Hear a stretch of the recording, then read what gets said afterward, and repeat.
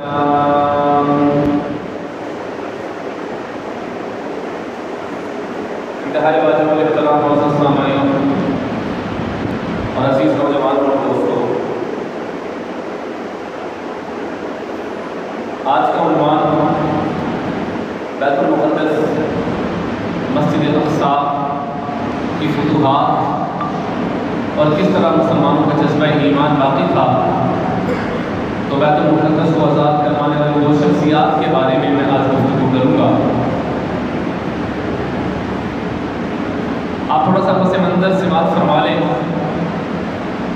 کہ بیت المقدس وہی مسجد اقصی ہے جہاں پر سرکار دو عالم صلی اللہ علیہ وآلہ وسلم کی شان عظمیٰ میں اضافہ ہوا، اور قرآن کے 15ویں سپارے نے کہا کہ سبحان الذی اسری بعبدہ لیلا من المسجد الحرام الی المسجد الاقصی الذی بارکنا حولہ لنریہ من آیاتنا انہ هو السمیع البصیر۔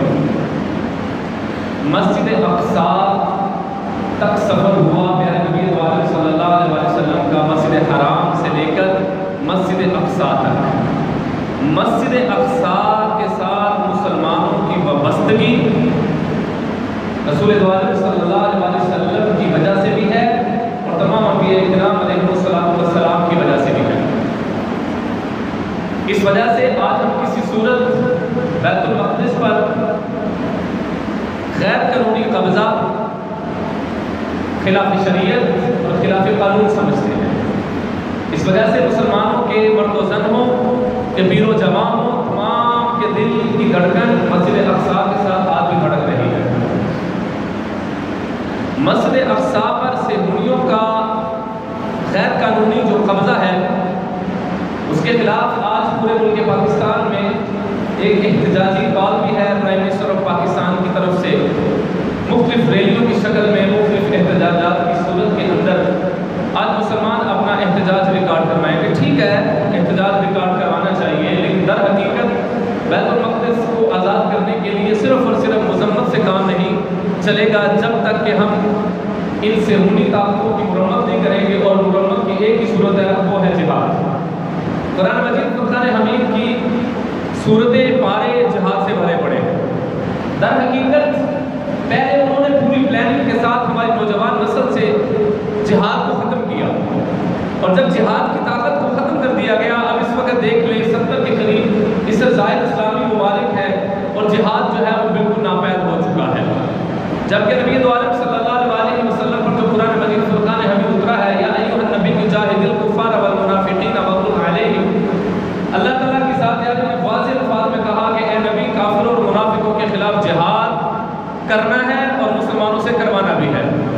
اور پھر میرے پیارے نبی کریم صلی اللہ علیہ وسلم نے دو حدیثیں میں کوٹ کرتا ہوں، میرے نبی نے فرمایا کہ جہاد قیامت تک جاری رہے گا۔ دوسرا بھی میرے نبی کریم صلی اللہ علیہ وآلہ وسلم نے ارشاد فرمایا کہ جہاد تلواروں کے سائے تلے ہے، اور جہاد پر سینکڑوں آیات آپ کو سیاہ ستہ کے اندر ملے گی۔ در حقیقت میں آپ کو جو پس منظر سمجھانا چاہتا ہوں بیت المقدس کا، رسول دو عالم صلی اللہ علیہ وسلم نے 16 مہینے سے 14 مہینے اور ایک روایت کے مطابق 18 مہینے بیت المقدس کی طرف منہ کر کے نمازیں پڑھی ہیں۔ اب میں تھوڑا سا آپ کو پس منظر سمجھانا چاہتا ہوں کہ رسول دو عالم صلی اللہ علیہ وسلم مکے میں بیت اللہ میں جب نماز پڑھتے تھے وہ کس طرح پڑھتے تھے۔ شمال کی طرف حجر اسود ہے اور جنوب کی طرف رکن یمانی ہے۔ رسول دو عالم صلی اللہ علیہ وسلم کا چہرہ مبارک کچھ اس طرح سے ہوتا تھا حرم کے اندر کہ آپ کا چہرہ مبارک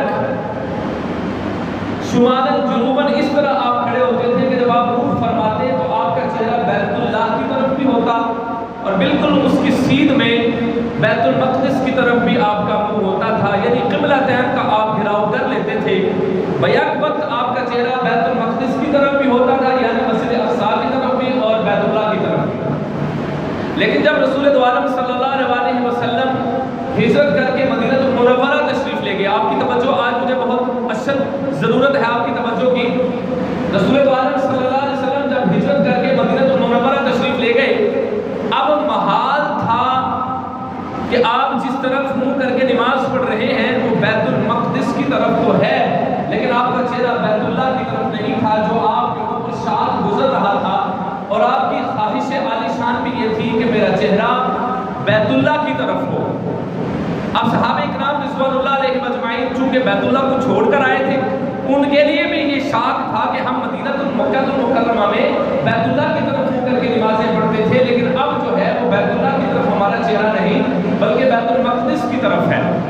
اب رسول دو عالم صلی اللہ علیہ وسلم کو اللہ نے قرآن میں فرمایا قد نرى تقلب وجهك في السماء، محبوبہ آپ کا چہرہ بار بار آسمان کی طرف اٹھتا ہوا ہم دیکھ رہے تھے، کیونکہ حضور دو عالم صلی اللہ علیہ وسلم بیت المقدس کی طرف منہ کر کے نماز پڑھ رہے ہیں۔ صحابہ کی بھی یہ خواہش تھی کہ ہمارا چہرہ بیت اللہ کی طرف ہو، رسول دو عالم صلی اللہ علیہ وسلم بھی یہی چاہتے تھے کہ ہمارا چہرہ جو ہے وہ بیت اللہ کی طرف ہو۔ اب مدینہ المنورہ میں جو یہودی تھے وہ اس میں خوش تھے، چلو مسلمانوں کو بھی یہی قبلہ ہے، ہمارا بھی یہی قبلہ ہے، وہ برداشت کرتے رہے۔ لیکن ایک روز نبی دو عالم صلی اللہ علیہ وسلم قبیلہ بنو سالم کے ایک محلے کے اندر ظہر کی نماز ادا فرما رہے تھے، اور آپ کا چہرہ مبارک بار بار اٹھ رہا تھا آسمان کی طرف، اور آپ کی شدت خواہش یہ تھی کہ میرا چہرہ بیت اللہ کی طرف ہو جائے۔ جو مدینہ المنورہ گئے ہیں، میں بھی وہاں پر گیا ہوں، میں نے وہ مسجد دیکھی ہے جس کو مسجد قبلتین کہتے ہیں۔ اسی جگہ پر جب رسول دو عالم صلی اللہ علیہ وسلم بیت المقدس کی طرف منہ کر کے نماز پڑھ رہے تھے اور وحی خفی آ گئی، اور پھر بلکہ وحی جلی آ گئی۔ وحی خفی تو یہ تھی کہ رسول دو عالم کے دل کے اندر یہ بات تھی، یہ خواہش تھی کہ میرا چہرہ بیت المقدس سے بیت اللہ کی طرف ہو جائے۔ اب وحی جلی یعنی قرآن آ گیا، حالت نماز میں ہی قرآن آ گیا۔ قد نرى تقلب وجهك في السماء فلنولينك قبلة ترضاها فول وجهك شطر المسجد الحرام۔ اللہ نے واضح طور پر ارشاد فرمایا محبوبہ آپ کی خواہش یہ ہے نا کہ آپ بیت المقدس سے آپ کا چہرہ نمازوں کے لیے بیت اللہ یعنی حرم کی طرف ہو جائے۔ محبوبہ آپ اب اتنا انتظار بھی نہیں کریں گے کہ آپ نماز ختم کر کے اپنے اگلی نماز بیت اللہ کی طرف چہرہ کر کے پڑھیں گے۔ ہم نے آپ کی خواہش کے مطابق ابھی اسی وقت جبریل امین کو بھیجا، آپ کی خواہش کے مطابق ہم نے آپ کا چہرہ بیت المقدس سے بیت اللہ کی طرف پھیر دیا، لہٰذا آپ ابھی اسی حالت میں حالت نماز میں کتنی رکعتیں آپ نے بیت المقدس کی طرف چہرہ کر کے پڑھی ہیں، اب آپ کے لیے حکم یہ ہے کہ حالت نماز میں ہی اپنے چہرے کو، اپنے رخ کو، اپنے جسم کو بیت اللہ کی طرف پھیر دیجئے۔ حالت نماز میں ہی رسول دو عالم صلی اللہ علیہ وسلم نے مسجد حرام کی طرف منہ پھیر لیا۔ اب پیچھے خواہش اور اتباع کرنے والے صحابہ کی جماعت بھی اس طرح کی تھی کہ انہوں نے شور و غوغا نہیں کیا، یہ کیا بات ہے کہ آپ نے بیت المقدس کی طرف منہ کر کے نماز پڑھی ہے اور اب آپ نے بیت اللہ کی طرف کسی نے کوئی سوال نہ کیا، بلکہ اتباع ہو تو اس طرح کی ہو کہ حالت نماز میں جس طرح حضور کا چہرہ پھرا صحابہ نے بھی اسی طرف چہرہ پھیر لیا، جس طرح حضور نے اپنے رخ کو بدل لیا صحابہ نے بھی اپنے رخ کو بدل لیا۔ میرے بھائیوں اس سے ایک بات یہ بھی ثابت ہوتی ہے صحابہ سے بڑھ کر متبع سنت متبع رسول پوری دنیا میں کوئی نہیں آیا، صحابہ سے بڑھ کر حضور کی خواہش پر تکمیل کرنے والا پوری دنیا میں کوئی نہیں آیا ہے۔ حضور کو اللہ نے وہ جماعت عطا کی ہے جس نے سوال بھی نہیں کیا بلکہ خاموشی کے ساتھ حضور کے ہلنے کے ساتھ ہی اپنے جسموں کو بھی حرکت میں دے دیا۔ یہاں پر کافروں نے پوچھا ہوگا، یہودیوں اور عیسائیوں نے پوچھا ہوگا، ارے تم بتا تو دو کہ تمہارا قبلہ کیا ہے، تم کس طرف منہ کرتے ہو، کبھی بیت المقدس کی طرف منہ کرتے ہو کبھی بیت اللہ کی طرف منہ کرتے ہو؟ تو صحابہ نے عشق کے سمندر میں ڈوب کر یہ جواب دیا ہوگا، سنو ہمارا وہی قبلہ ہے جو حضور دو عالم کا ہے۔ حضور بیت المقدس کی طرف منہ کر کے نماز پڑھتے تھے، ہم بھی بیت المقدس کی طرف منہ کر کے نماز پڑھتے تھے۔ حضور نے بیت المقدس کی طرف منہ کر کے نماز پڑھنے کا ابھی حکم نہیں دیا بلکہ حالت نماز میں ہی بیت اللہ کی طرف منہ کر لیا۔ ہمارا بیت اللہ پہلے قبلہ بیت المقدس تھا، اب ہمارا قبلہ بیت اللہ ہے۔ ہمارا قبلہ ہمارا چہرہ تو حضور کی طرف ہے، جس طرف حضور کا چہرہ ہوگا ہمارا چہرہ بھی اسی طرف ہی ہوگا۔ یہ حضور دو عالم کے عشاق کی حالت تھی۔ اب وہاں سے حضور دو عالم صلی اللہ علیہ وسلم جب بیت اللہ کی طرف چہرہ کیا تو بیت المقدس کی طرف پیٹھ ہو گئی، شمالاً جنوباً آپ نے چہرے کو پھیر لیا۔ اب یہودیوں نے اعتراض کرنا شروع کر دیا، مسلمانوں اگر تمہارا قبلہ بیت اللہ ہے تو 16 مہینے جو نمازیں پڑھی ہیں وہ ضائع ہیں، کیونکہ تمہارا قبلہ بیت اللہ ہے اور تم نے 16 مہینے نمازیں بیت المقدس کی طرف منہ کر کے پڑھ لی ہیں، پھر تو تمہاری پہلی ضائع ہے۔ اور اگر تمہارا بیت المقدس تمہارا قبلہ ہے، اب جو تم نمازیں پڑھو گے وہ ضائع ہیں۔ تو اللہ تعالیٰ کی ذات عالی نے یہ بات سمجھا دی کہ مسلمانوں کا قبلہ اول بیت المقدس ہے اور قبلہ ثانی بیت اللہ ہے، اس طرف جو منہ کر کے نمازیں پڑھی ہیں وہ بھی درست ہیں، اور قیامت تک جو بیت اللہ की तरफ मुंह करके नमाज़ी पढ़ी जाएंगी, वो भी बिल्कुल दुरुस्त और सही साबित होगी। बैतुल मक़दिस का आपस से मंजर आपको समझ आ गया। आइए मैं अब आपको दो अजीम शख्सियात की बातें सुनाना चाहता हूँ।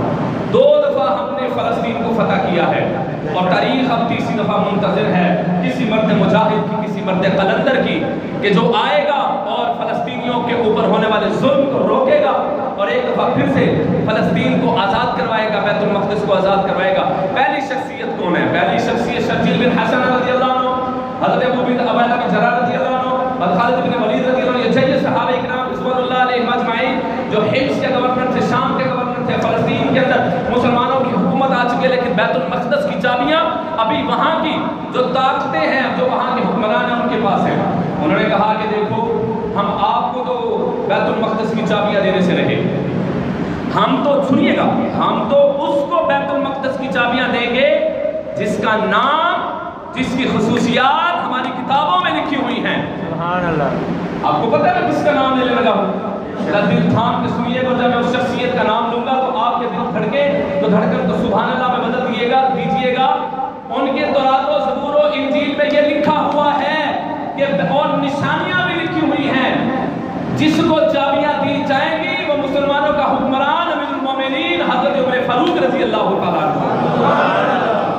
इसके अलावा किसी को चाबियां नहीं दी जाएंगी। एक रिवायत में आता है कि उन्होंने हज़रत खालिद बिन वलीद को सामने कर दिया कि इनका कड़काट, इनकी हालत, इनकी हैयत हज़रत उमर फारूक से मिलती है। उन्होंने कहा कि ये हमारा हुक्मरान है। सबने किताबें खोली, फिर एक तरफ हज़रत खालिद बिन वलीद की तरफ देखा, फिर किताब खोली, फिर खालिद बिन वलीद की तरफ देखा, फिर खोली, फिर फरमाया कि हमारी किताब बताती है कि ये वो शख्स नहीं है, वो शख्स लाओ जो तुम्हारा अमीर है।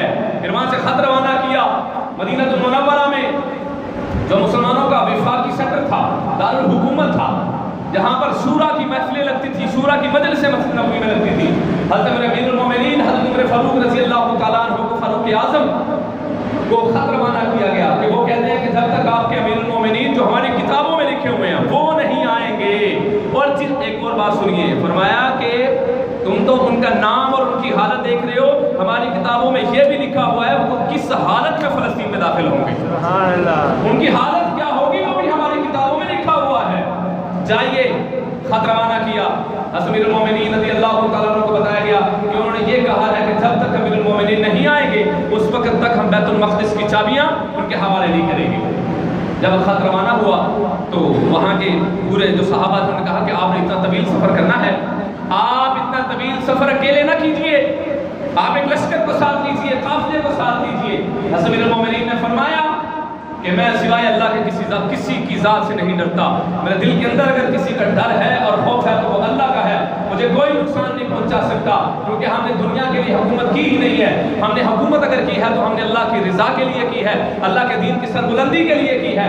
आपने अपने गुलाम को साथ लिया और आपने सफ़र शुरू कर दिया।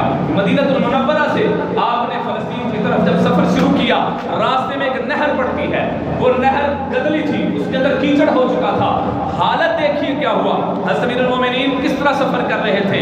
यहाँ पर आज हुक्मरानों को पता ही नहीं है हुक्मरानी करते किस तरह के हैं। यहाँ पे आइए खिलाफत राशिदा से हम आपको बात समझाते हैं कि हुकूमत किस तरह करते हैं। हज़रत अमीरुल मोमिनीन ने मदीना से बैतुल मक़दिस तक का सारा सफ़र किस तरह किया। आपने तयन किया इतने घंटे मैं अपने ऊँट पर सवार होऊंगा और गुलाम नीचे नकेल पकड़कर सवार हो चलेगा, और इतने घंटे मैं नीचे अमीरुल मोमिनीन हाकिम वक्त 22 लाख मुरब्बा मील पर इस्लाम का परचम सर बुलंद करने वाले फारूक आज़म ने कहा अब मेरी बारी खत्म हुई, मैं नकेल पकड़ के चलूंगा और गुलाम ऊपर आएगा। ये सिर्फ और सिर्फ दीन इस्लाम का खासा है। यहाँ पर हुक्मरान को मिलना तो दरकिनार है, यहाँ पर लोकल गवर्नमेंट के एसी से मिलना बवाले जान है, डीसी से मिलना बवाले जान है। हालांकि वो हमारे खादिम हैं, वो हमारी खिदमत के लिए यहाँ पर तैनात हुए हैं, लेकिन इनको अपने मनसब का पता ही नहीं है। मैं इनको आज के जितने भी असिस्टेंट कमिश्नर और जितने भी डीसी लगे हुए कमिश्नर हैं, मैं इनको कहता हूँ आओ मैं आपको दावत आम और दावत फिक्र देता हूँ। अपनी दुनिया की भी फिक्र करो, अपनी आखिरत की भी फिक्र करो। अगर तुम्हें हुक्मरानी और लोकल गवर्नमेंट समझना है, लोकल गवर्नमेंट के सेटअप को समझना है, लोकल गवर्नमेंट का सेटअप देने वाले सबसे पहले हज़रत उमर फारूक रज़ी अल्लाह तआला अन्हु हैं। जब तुम उनके गुलाम हो तो फिर उनको पढ़ते क्यों नहीं हो? उनको पढ़ो उनकी जिंदगी को, फिर तुम्हें पता चलेगा तुम्हारी ये सीट पर बैठना, तुम फिर सीट पर नहीं बैठोगे, तुम गेट पर साए بیٹھ جاؤ گے کہ کہیں ہم سے کسی قسم کی کوئی لغزش نہ ہو جائے اور ہماری پکڑ کا سبب نہ ہو جائے۔ اب وہ نہر جب آپ نے پار کی، آپ نے اپنے موزے اتارے کیونکہ کیچڑ تھا، آپ نے اپنی سلوار کو اونچا کیا اور آپ نے اوپر کر کے اپنے موزے جو کیچڑ کے ساتھ گدلے ہو چکے تھے ہلکے ہلکے، آپ نے اپنے کندھوں پر رکھے۔ روایت میں آتا ہے آپ نے اپنے کندھوں پر رکھے۔ حضرت ابو عبیدہ بن جراح رضی اللہ تعالیٰ عنہ امین الامت ہیں، امین الامت، جن کو پوری امت کے امین ہونے کا لقب رسول اللہ صلی اللہ علیہ وسلم نے عطا فرمایا۔ آپ ان کے استقبال کے لیے وہ نہر کے بالکل سامنے کھڑے ہیں، پیچھے فلسطین میں وہ ان کے حکمران اور ان کے عالم تورات و زبور و انجیل کے عالم اپنی کتابیں کھول کے انتظار کر رہے ہیں کیونکہ انہوں نے کہا ہمارے امیر المومنین آ رہے ہیں، وہ ان کی نشانیاں دیکھنا چاہتے تھے۔ آپ اس حالت میں آئے، آپ کے کندھے کے اوپر آپ کے موزے تھے، آپ کے جوتے مبارک تھے، آپ کے نالین پاک تھے، آپ کے نالین مطہر تھے جو آپ اپنے کندھوں پر رکھے ہوئے تھے۔ یہاں حضرت ابو عبیدہ بن جراح نے جب دیکھا نا تو آپ نے ناگواری کا اظہار کیا، آپ نے فرمایا امیر المومنین یہ کیا آپ کر رہے ہیں؟ وہاں پر بیت المقدس کے حکمران ہمارا انتظار کر رہے ہیں، وہ دیکھیں گے تو کیا سوچیں گے یہ امیر المومنین ہے؟ آپ نے فرمایا اگر آپ الفاظ سنیے گا، فرمایا دو صاحب الفاظ اتنے مضبوط ہیں، اگر کوئی ایک حاکم ان الفاظ کو اپنی زندگی میں اتار لے وہ کبھی کسی سائل کو اپنے دروازے سے خالی نہ جانے دے۔ حضرت امیر المومنین نے فرمایا ابو عبیدہ اگر آپ امین الامت ابو عبیدہ بن جراح نہ ہوتے میں عمر فاروق آپ کو ایسی سزا دیتا کہ قیامت تک آپ عبرت کا نشان بن جاتے۔ آپ نے یہ جملے کہے کہ آپ دنیا والوں کے سامنے مرعوب ہوئے اور آقا علیہ السلام کے پیارے صحابی حضرت عمر فاروق رضی اللہ عنہ دوسرا جو جملہ کہا وہ جملہ آج ہماری زندگیوں سے نکل گیا ہے۔ تو 70 اسلامی ممالک کے پاس اسلحہ بھی ہے، فوج بھی ہے، ایٹم بھی ہے، ہر چیز ہے، لیکن ہم زیر ہیں، ہم ڈر رہے ہیں معیشت کا کیا بنے گا، ملکوں کا کیا بنے گا، سفارتی تعلقات کا کیا بنے گا۔ حضرت عمر فاروق نے بنایا، آپ نے فرمایا جس وقت لوگ اسلام سے ہٹ کر دنیا میں عزت تلاش کریں گے وہ رسوا ہو جائیں گے، اور آج اسلام کو چھوڑ کر آج ہم عزت تلاش کر رہے ہیں تو عزت تو نہیں ملنے والی۔ اب یہاں پر ایک جملہ دینے لگا ہوں۔ امین الامت حضرت ابو عبیدہ بن جراح اور تمام صحابہ کی یہ خواہش تھی کہ جب حضرت امیر المومنین فلسطین میں داخل ہوں، بیت المقدس میں داخل ہوں تو خدا کرے کہ باری حضرت امیر المومنین کی سواری پر بیٹھنے کی ہو، ہمارا بھی کچھ سٹیٹس ہے، ہماری بھی عزت ہے، ہمارے امیر المومنین آ رہے ہیں، یہاں پر وہ جبہ اور قبہ اور تاج اور تخت پہنے ہوئے یہ سارے انتظار میں ہیں، تو ہماری خواہش ہے کہ امیر المومنین اوپر سوار ہو، غلام نیچے ہو، لیکن اللہ کا کرنا اس طرح کا ہوا جب آپ بیت المقدس میں داخل ہوئے حضرت امیر المومنین حضرت عمر فاروق رضی اللہ تعالیٰ عنہ نکیل پکڑ کے چل رہے تھے اور غلام اوپر سوار تھا۔ جب انہوں نے غلام کی طرف دیکھا انہوں نے کہا کہ ہماری کتابیں بتا رہی ہیں کہ یہ تمہارا امیر المومنین نہیں ہے۔ ابو عبیدہ بن جراح نے کہا اس کی طرف نہ دیکھو بلکہ جو نکیل پکڑ کے نیچے چل رہا ہے ذرا اس کی طرف دیکھو اور اس کے چہرے کو اپنی کتاب کی طرف کے ساتھ میچ کرو۔ اس نے کہا پہلی بات جو ہماری کتابوں میں لکھی ہوئی ہے وہ یہ ہے کہ تمہارے امیر المومنین جب بیت المقدس کو فتح کریں گے تو ان کے جسم کے اوپر پیوند لگے ہوئے ہوں گے۔ ایک روایت میں آتا ہے 17 پیوند حضرت عمر فاروق کے جبے کے اوپر لگے ہوئے تھے جس میں چمڑا بھی سلا ہوا تھا۔ ایک روایت میں آتا ہے 36 پیوند حضرت عمر فاروق رضی اللہ تعالیٰ عنہ کے جبے کے اوپر لگے ہوئے تھے۔ آج ہم ظاہری ٹھاٹ باٹ کے پیچھے چلے، نہ ہی خدا ملا نہ وصال صنم، نہ ادھر کے رہے نہ ادھر کے رہے۔ اقبال رحمۃ اللہ علیہ نے بڑی دیر پہلے ہی کہہ دیا تھا یہ ظاہری رنگینیاں تمہارے کام آنے والی نہیں ہیں، یہ ظاہری لائٹیں یہ تمہارے کام آنے والی نہیں ہے، یہ ظاہری ترقی تمہارے کام آنے والی نہیں ہے۔ آپ کے لیے اگر کام آنے والی کوئی چیز ہے تو وہ شریعت مطہرہ ہے۔ کیا حضرت عمر فاروق بہترین جبہ نہیں پہن سکتے تھے، بہترین ہاتھی کے اوپر اپنا تخت رکھوا کے سفر کر کے نہیں آ سکتے تھے، لاہ و لشکر کے ساتھ نہیں آ سکتے تھے؟ آ سکتے تھے، لیکن آپ کے اندر عزت و انکساری اس طرح کی تھی کہ آپ صرف تنخواہ لے کر اس پر گزارا کرتے تھے۔ میرے بھائیوں جب اسلام کے اوپر نہیں چلا جاتا تو پھر کیا ہوتا ہے؟ پھر کرپشن ہوتی ہے، پھر ظلم ہوتا ہے، پھر زیادتیاں ہوتی ہیں۔ آپ وہ اپنی کتابیں کھول کر ایک نظر حضرت عمر فاروق کی طرف دیکھتے ہیں، پھر کتابوں کی طرف دیکھتے ہیں، پھر حضرت عمر فاروق کی طرف دیکھتے ہیں، پھر کتابوں کی طرف دیکھتے ہیں۔ دیکھتے دیکھتے جب ساری نشانیاں پوری ہو گئی، وہ ان کا جو بڑا پوپ تھا، جو ان کا بڑا عالم تھا، جو حکمران تھا، اس نے چابیاں لا کر حضرت عمر فاروق کے قدموں کے نیچے رکھ دی اور فرمایا کہ ہاں آپ وہ شخصیت ہیں جس کے بارے میں ہماری کتابیں کہہ رہی ہیں کہ بیت المقدس اگر فتح کرے گا تو عمر فاروق ہوگا۔ اس کو فاروق اعظم کہا گیا۔ اب یہاں پر میں آپ کے سامنے ایک اور بات رکھنا چاہتا ہوں۔ چاہتا ہوں، ادھر سے دمشق میں حضرت خالد بن ولید رضی اللہ تعالیٰ عنہ نے کہا میں دمشق کو فتح کرنے کے لیے نکلا ہوں۔ اب یہاں پر ذرا ایک بات سماعت فرمائیے، حضرت ابو عبیدہ بن جراح رضی اللہ تعالیٰ عنہ عمال ہیں، حاکم ہیں، گورنر ہیں فلسطین بیت المقدس کے، ان کو خط لکھا حضرت خالد بن ولید رضی اللہ عنہ کہ ہمیں فوج چاہیے، ہماری فوج کم ہے۔ جب خط لکھا مختصراً، میرے پاس ٹائم بہت کم ہے، مختصراً خط لکھا کہ مجھے فوج چاہیے۔ آپ نے خط حضرت امیر المومنین حضرت فاروق کو لکھا، امیر المومنین نے آرڈر جاری کیے حضرت ابو عبیدہ بن جراح گورنر کو کہ خالد بن ولید کی مدد کے لیے قافلے روانہ کرو۔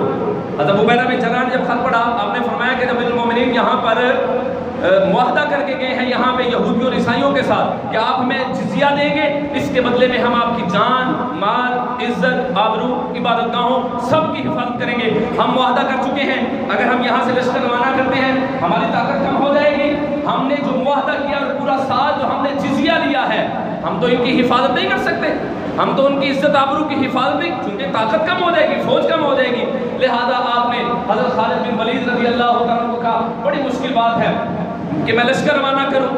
آپ نے ان کے جو حاکمین تھے عیسائیوں کے، یہودیوں کو ان کو اکٹھا کیا کہ دیکھو ہم نے 1 سال آپ سے ٹیکس لیا ہے، مسلمان تو زکوٰۃ دیتے تھے، عشر دیتے تھے، لیکن ان کو ہم نے جو غیر مسلم اقلیت تھے ان کی جان مال عزت آبرو کی حفاظت کے لیے ہم نے پورا سال ٹیکس لیا ہے، آپ نے پورے سال کا جزیہ اٹھایا ان کے حوالے کیا، کہا دیکھو ہم آپ کی مدد، ہم آپ کی حفاظت نہیں کر سکتے کیونکہ ہمارا دمشق پہنچنا بہت ضروری ہے، ہم نے اس کو فتح کرنا ہے، لہذا ہمارے لیے یہاں سے نکلنا بہت ضروری ہے، لہذا ہم آپ کی حفاظت نہیں کر سکتے۔ میں آپ کو کہتا ہوں بتاؤ کوئی اسلام کے علاوہ کوئی مذہب مجھے بتاؤ جو لیا ہوا ٹیکس واپس کرے، جس بنیاد پر لیا تھا، ہم نے آپ سے معاہدہ اس بات پر کیا تھا، لہٰذا ہم اپنے وعدے کو پورا نہیں کر سکتے۔ دمشق پہنچنا، خالد بن ولید کے دست و بازو بننا ہمارے لیے ضروری ہے، لہٰذا ہم اب پورے سال کا ٹیکس آپ کو واپس کرتے ہیں۔ مجھے بتاؤ یہ کون سی انسانیت کی بات کرتے ہیں؟ یہ عراق دہشت گرد ہمیں کہتے ہیں؟ عراق تم نے تباہ کر دیا، پھر بھی دہشت گرد مسلمان، افغانستان تم نے تباہ کر دیا، دہشت گرد مسلمان، برما میں مسلمان بچے بچیوں کے جسم کے ٹکڑے کر کے ڈھیر لاشوں کے تم نے لگائے، دہشت گرد مسلمان، چیچنیا بوسنیا کو تم نے تباہ کیا، دہشت گرد ہم، ہیروشیما ناگاساکی کے اوپر بم تم نے گرائے اور دہشت گرد مسلمان۔ ابھی فلسطین کا کیا حال ہے؟ عبادت گاہیں محفوظ نہیں، بچیوں کی عزتیں محفوظ نہیں، بچے محفوظ نہیں، چھوٹے چھوٹے بچے اپنے گھروں میں رات آرام کے ساتھ سوئے، صبح کی وہ سورج نہ دیکھ سکے۔ دہشت گرد پھر بھی اسلام ہے؟ اسلام دہشت گرد نہیں ہے۔ آؤ ہماری تاریخ اٹھاؤ، ہم تمہیں بتاتے ہیں ہمارا تمہارا معاہدہ فلسطین کو جب ہم نے فتح کیا تھا، حضرت عمر نے تمہارے ساتھ وہ معاہدہ کیا تھا، ابو عبیدہ بن جراح تمہارے ساتھ تھے، خالد بن ولید آپ کے ساتھ تھے، شجیل بن حسن رضی اللہ تعالیٰ عنہ آپ کے ساتھ تھے، لیکن جب ہم اپنے معاہدے پر پورا نہ اتر سکے، ہم نے پورے سال کا جزیہ تمہیں واپس کیا تھا، ہماری تاریخ پوچھ رہی ہے، تو آؤ میں آپ کو مدینے والی سرکار کے پاس لے کے جانا چاہتا ہوں۔ حضور دو عالم نے کہا جو تمہارے مقابلے میں لڑائی کے لیے نہ نکلے اس کے اوپر کبھی ہتھیار نہ اٹھانا۔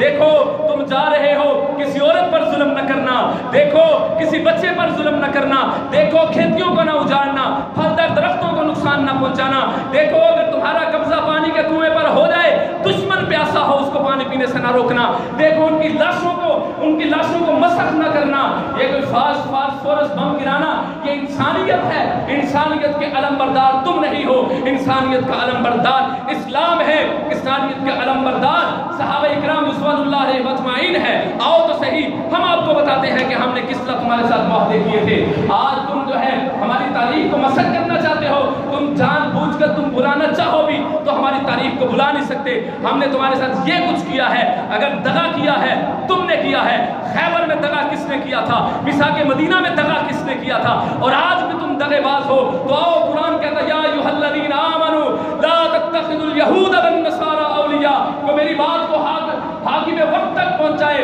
کیا تمہیں ان کے ساتھ دوستیاں کر کے ملے گا؟ نہیں مل سکتا۔ اللہ کا قرآن کہہ رہا ہے یا ایھا الذین آمنوا لا تتخذوا اليہود والنصارى اولیاء، یہود و نصارہ تمہارے کبھی دوست نہیں ہو سکتے۔ مسلمانوں یہ بات سمجھ لو، یہ کبھی تمہارے دوست نہیں ہو سکتے۔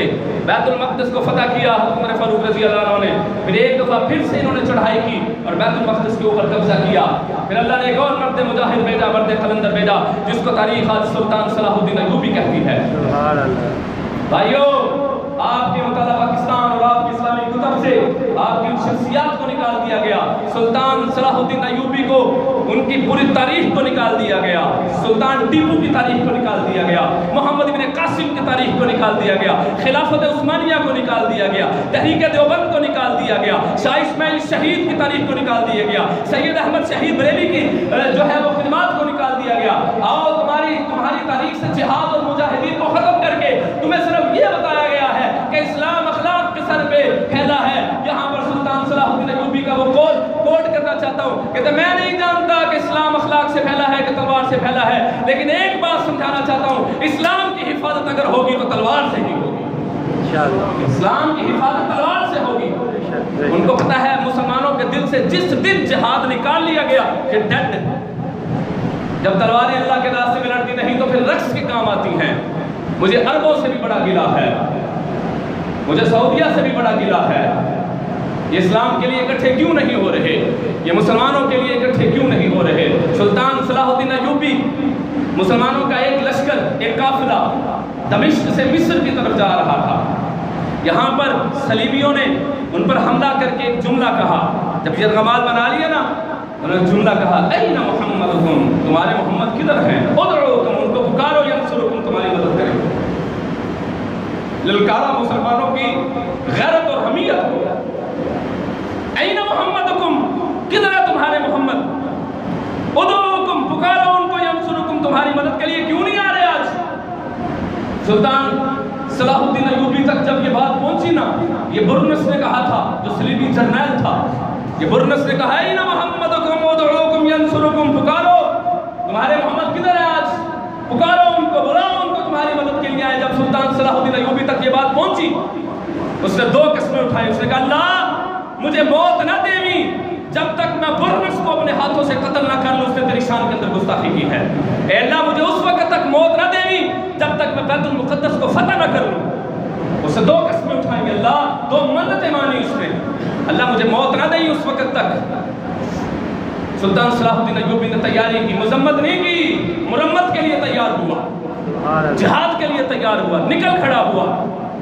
آج یوں ہے نا، ہم مذمت کرتے ہیں، جی ہم مذمت کرتے ہیں، ہم یہ کرتے ہیں، ہم وہ کرتے ہیں، کیا اس سے ہوگا؟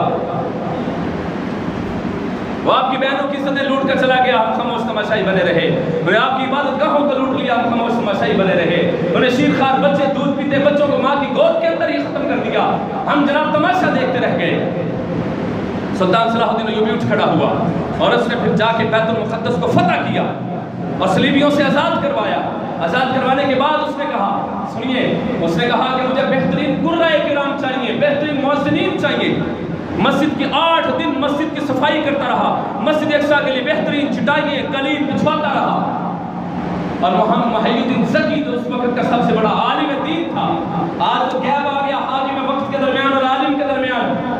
عالم حاکم وقت کے ساتھ رہنا چاہیے، حاکم وقت کی عالم کے ساتھ محبت ہونی چاہیے، عالم کی حاکم وقت کے ساتھ محبت ہونی چاہیے. اس نے ممبر حمص سے منگوایا گیا. کئی دنوں کے بعد بہترین حمص سے ممبر لا کر کھڑا کیا گیا اور آپ نے فلسطین کے مختلف علاقوں کے اوپر مؤذنین کو کھڑا کیا. پرگازانے لوگ، جتنی دیر صلیبیوں کا یہاں پر قبضہ رہا اور صلیب لٹکتی رہی، آج مؤذنین اذان دیں گے. ایک مؤذن نہیں، کئی مؤذن کھڑے کیے اور اذانیں جب فضا میں بلند ہوئی تو تاریخ کے جو الفاظ ہیں وہ سنیے. کا اتنی پرکیف آوازیں تھی، ایسے لگ رہا تھا جیسے روحیں، اتنی خوشی تھی کہ مسلمانوں کا پھر سے قبضہ ہو گیا بیت المقدس کی طرف، مسلمانوں کے قبلے کی طرف. اور میں کیسے لگ رہا تھا جیسے تمام مجمع کی روحیں نکل کر ہوا میں رقص کر رہی تھی. مسلمان خوش تھے آج. اور پھر سلطان صلاح الدین ایوبی وہ اس کے آخری، جب اس کا آخری وقت آیا نا تو اس نے کہا، اللہ وہ تلوار کیوں نہ بنی جو میرے سینے کو تیرے دین اسلام کے لیے چیر دیتی. سلطان صلاح الدین ایوبی کے لیے وہ تلوار ہی کسی کافر کی کیوں نہ بنی کہ تیرے دین کی سربلندی کے لیے، تیرے دین کے حفاظت کے لیے، نبی دو عالم کی نموس اور عزت اور حفاظت کے لیے وہ تلوار ہی کیوں نہ بنی اور سلطان صلاح الدین ایوبی کا سینہ چیر دیتی اور مجھے جہاد کی حالت میں موت آتی اور میں شہید ہوتا. ایک حج بھی نہیں کیا. اور پھر اس نے کہا، اللہ میں تیرا گھر نہ دیکھ سکا، اللہ میں تیرے حبیب کا گھر نہ دیکھ سکا، لیکن تیرے حبیب کے لیے، عزت کے لیے، ناموس کے لیے میری خواہش ہی رہ گئی کہ میں اپنی جان کو قربان نہ کر سکا، اور پھر اپنے ہاتھوں سے برنس کو قتل کیا۔ اور جب ان کے، اور میں آخری جملہ سنا کر بات ختم کرتا ہوں، کیونکہ ہمارے عزت میں آپ ہمارے بہت ہی مشہور و معروف ناطق موجود ہے، سلطان صلاح الدین ایوبی کی قبر کے سامنے دروازے پر یہ جملہ لکھا ہوا ہے۔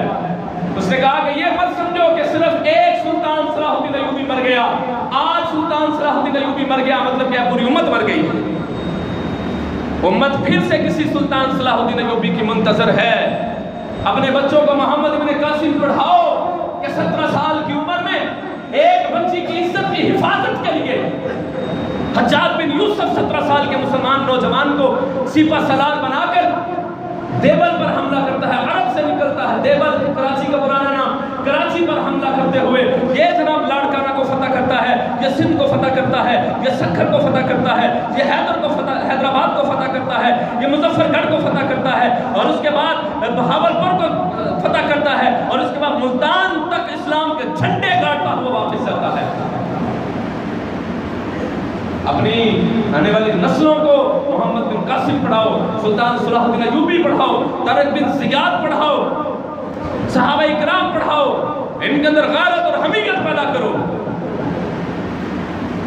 یہ اسلام دبنے کے لیے نہیں آیا ہے، انشاءاللہ تعالی مسلمان فلسطینیوں کے ساتھ کھڑے ہیں، انشاءاللہ تعالی مسلمانوں کے دل فلسطین کے ساتھ بیت المقدس کے ساتھ دھڑکتے ہیں، اور انشاءاللہ وہ دن دور نہیں جب یہودی ہمارے زیر پا آئیں گے، جب یہودی ہمارے زیر پا آئیں گے انشاءاللہ، اور اسلام کا پرچم پھر سے سر بلند ہوگا۔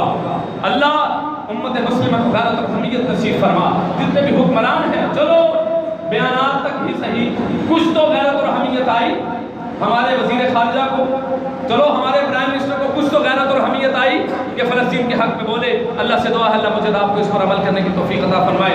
ملک پاکستان کا مشہور نام جناب قاری طلحہ صدیق الحسینی صاحب،